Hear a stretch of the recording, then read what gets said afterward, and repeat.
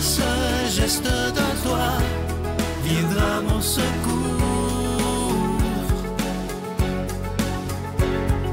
Viens semer dans mon âme le grain de l'amour. Je traverse un désert et je meurs de soif. Montre-moi le mystère qui garde la foi. Bonjour, bienvenue à votre émission La Victoire de l'amour en ce jeudi 8 décembre, fête de l'Immaculée Conception. Belle solennité. On rejoint tout de suite pour sa chronique Simon Lessard et à l'homélie, ce sera Emmanuel Zettino.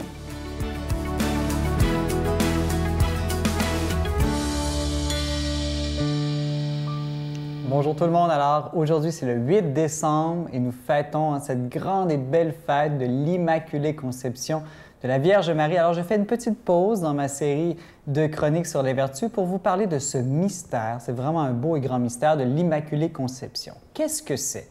Alors, la première chose à dire, c'est ne pas se mélanger avec la conception miraculeuse de Jésus. La conception miraculeuse de Jésus se fête le 25 mars. On l'appelle la fête de l'Annonciation, du point de vue de Marie, quand l'ange Gabriel est venu lui annoncer qu'elle concevrait miraculeusement le Christ en son sein. Ou du point de vue de Jésus, on peut dire aussi l'incarnation, quand le Verbe s'est fait chair, quand Dieu a pris la nature humaine. Et voilà.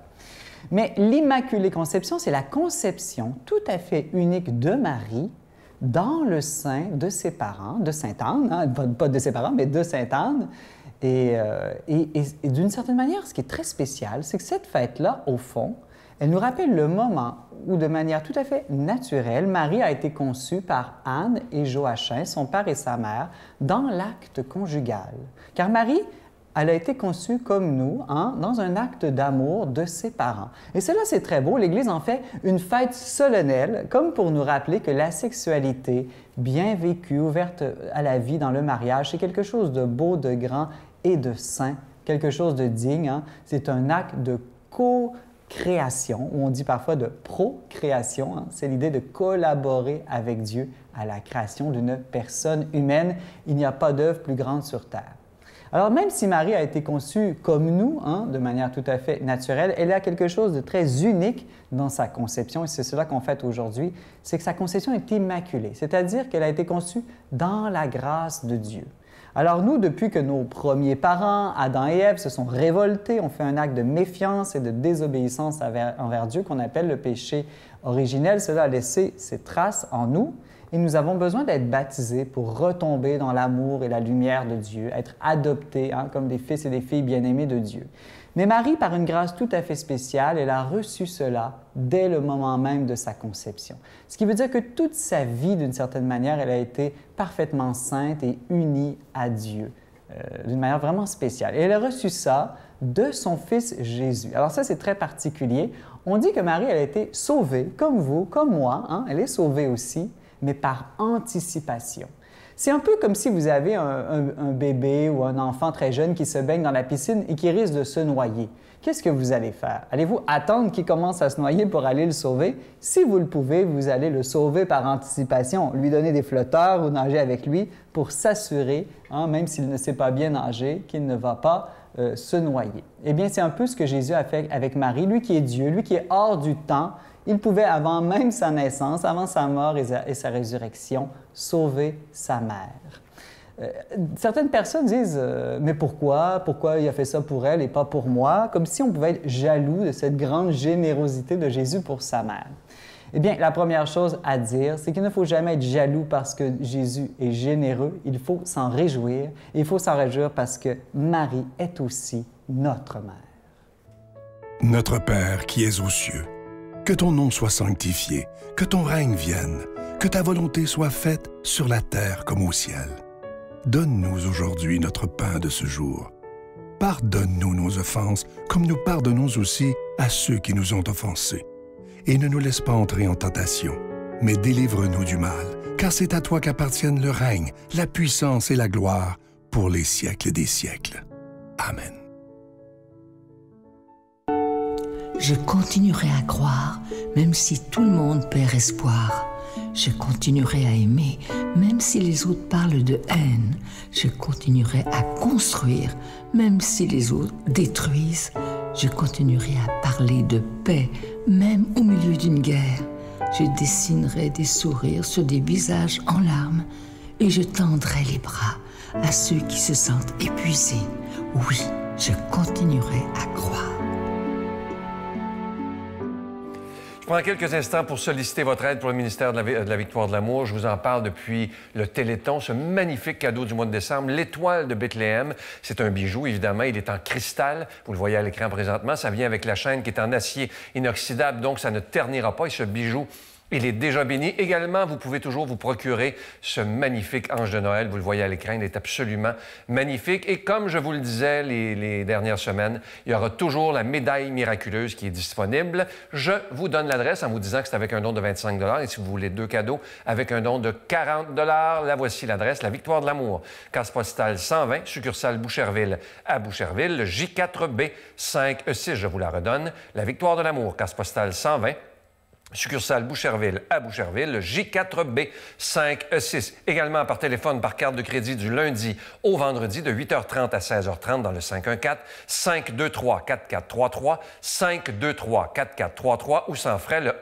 1-888-811-9291, 1-888-811-9291 et aussi sur notre site Internet. Vous savez que c'est une façon très sécuritaire, rapide et efficace de faire votre don, le www.lavictoiredelamour.org. Et je vous rappelle également que vous recevrez un reçu pour fin d'impôt. Alors, je vous rappelle le cadeau du mois qui est l'étoile de Bethléem qui est en cristal, qui vient avec la chaîne en acier inoxydable, donc ça ne ternira pas. Il y a aussi l'ange de Noël, la médaille miraculeuse et évidemment tous les livres que vous connaissez. Merci de tout cœur de ce que vous ferez pour la Victoire de l'Amour et merci de votre don spécial en cette période de Noël. Merci de tout cœur.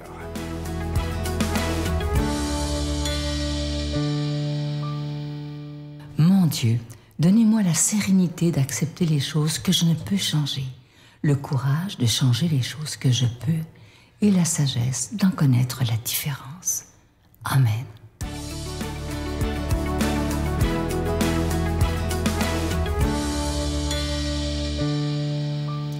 Le Seigneur soit avec vous. Évangile de Jésus-Christ selon saint Luc. L'ange Gabriel fut envoyé par Dieu dans une ville de Galilée, appelée Nazareth, à une jeune fille, une vierge accordée en mariage à un homme de la maison de David, appelé Joseph. Et le nom de la jeune fille était Marie. L'ange entra chez elle et dit, « Je te salue, comblée de grâce, le Seigneur est avec toi. » À cette parole, elle fut toute bouleversée, et elle se demandait ce que pouvait signifier cette salutation. L'ange lui dit alors, « Sois sans crainte, Marie, car tu as trouvé grâce auprès de Dieu. Voici que tu vas concevoir et enfanter un fils. Tu lui donneras le nom de Jésus. Il sera grand. Il sera appelé Fils du Très-Haut. Le Seigneur Dieu lui donnera le trône de David, son père.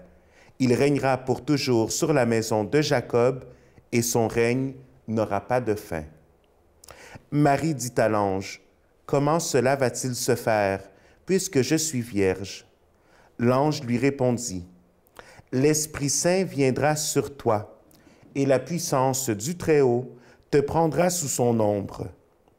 C'est pourquoi celui qui va naître sera saint, et il sera appelé Fils de Dieu. Et voici qu'Élisabeth, ta cousine, a conçu, elle aussi, un fils dans sa vieillesse. Et elle en est à son 6e mois, alors qu'on l'appelait la femme stérile. Car rien n'est impossible à Dieu. Marie dit alors, « Voici la servante du Seigneur, que tout se passe pour moi selon ta parole. » Alors l'ange la quitta. Acclamons la parole de Dieu. Alors, aujourd'hui, fête de l'Immaculée Conception, nous reprenons les paroles de Dieu dans la salutation de l'ange. « Je te salue, comblé de grâce, le Seigneur est avec toi. » Et bien que cette prière, nous pouvons la répéter plusieurs fois dans la journée, quand nous faisons notre chapelet, par dévotion, donc c'est une prière que l'on connaît et c'est des paroles que l'on sait, que l'on dit avec dévotion. Et en même temps, aujourd'hui, on peut le souligner, quand nous les disons, nous allons même plus loin, parce que ce n'est pas seulement la répétition de quelques mots, mais c'est vraiment parce que nous regardons Marie avec le même regard que Dieu a envers elle. « Je te salue, toi qui es comblé de grâce, toi qui as tout, que le Seigneur a tout donné. Le Seigneur est avec toi. » Et c'est ça le sens de la fête de l'Immaculée Conception.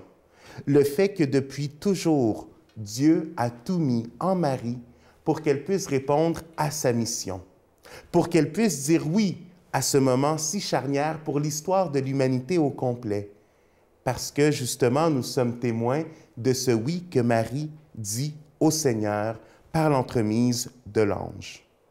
Et c'est là où on voit ce contraste où le désir humain ou le cœur humain souvent est refermé sur lui-même et teinté de cet égoïsme, alors qu'ici en Marie, au contraire, elle est prête à tout donner pour accomplir cette mission que depuis toujours le Seigneur lui a confiée. Une expérience de travailler avec les communautés latino-américaines, pour moi, c'est que je connais les différentes dévotions qui existent à travers l'Amérique latine. Je vous partage celle du Nicaragua. Le Nicaragua a comme patronne la Vierge de l'Immaculée Conception. Et sa fête du 8 décembre est la fête de tout le Nicaragua. Et il y a quelque chose qui est dit en cette journée-là. On dit « Quien causa tanta alegría ?» et les gens répondent « La Concepción de María », ce qui signifie « Qui cause tant de joie ?» et les gens répondent « La Conception de Marie ». Et c'est justement parce que nous nous réjouissons, parce que vient l'espérance dans ce oui que Marie donne, dans le fait qu'elle soit tout à Dieu, nous gardons notre espoir qu'il est possible de répondre oui au Seigneur, qu'il est possible pour nous qui également avons une mission que le Seigneur nous a donnée depuis toujours, de répondre oui. Bien sûr, nous avons nos difficultés et nos défis, et malgré tout, justement, dans l'intercession de Marie, dans cette joie de cette conception de Marie, nous prenons espoir et nous gardons espérance que malgré les difficultés, le Seigneur nous donne tout pour lui répondre oui. Alors que cette fête soit pour nous le reflet de notre mission. Et moi, je vous bénis, au nom du Père et du Fils et du Saint-Esprit. Je vous salue Marie, pleine de grâce. Le Seigneur est avec vous. Vous êtes bénie entre toutes les femmes, et Jésus, le fruit de vos entrailles, est béni. Sainte Marie, Mère de Dieu, priez pour nous pécheurs, maintenant et à l'heure de notre mort. Amen.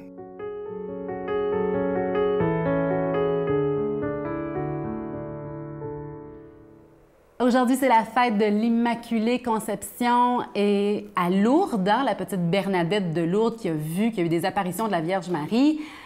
La Vierge Marie lui a dit « Va dire au prêtre, je suis l'Immaculée Conception ». Et c'est à l'époque où ce dogme-là a été décidé à Rome. Et là, la petite Bernadette de répondre à la Vierge « Comment je vais faire pour le convaincre de ça? » Et la Vierge a dit « Je ne te demande pas de l'en convaincre, je te demande juste de l'informer. » Et c'est ça la foi, de témoigner de notre foi. On n'a pas à convaincre personne. Hein? On a juste à porter le témoignage d'un plus grand amour. On voit rarement des gens qui vont nous dire leur vraie vie. C'est toujours des... tu sais, la vie ne se résume pas à ça. Oui, tu as des moments très joyeux dans ta vie, mais tu as des moments qui sont très durs aussi. Et la vraie vie est dans le moment présent. Glory, glory, hallelujah. Glory, glory,